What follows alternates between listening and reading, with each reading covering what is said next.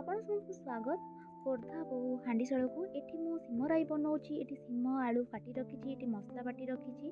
देखु तेल गरम करी एटी मु मसला रखी रसुण लंका सोरिष को बाटी रखी। एटी देखो तेल गरम है सोरिष फुटे नौची।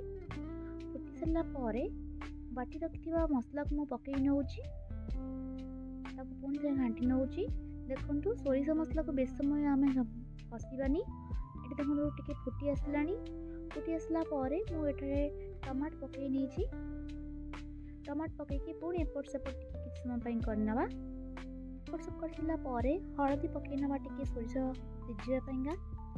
तापर मु रखी कटा होता सिम आलू को पकई नौची।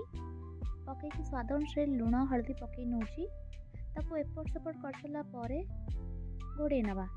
देखो बढ़िया सीझी आसला सिम आलू, बढ़िया सीझी आसला, बढ़िया भी बास्ना आसुची। लास्ट को मुझे किसी बड़ी भाजी नौ। देखो बड़ी भाजी आसला, मुझे नहीं सिम राई पकई नौची। देखो लास्ट को पकईकी मुझे घाटी नौची टिके बड़ीटा जिते भिजी आसले जाए।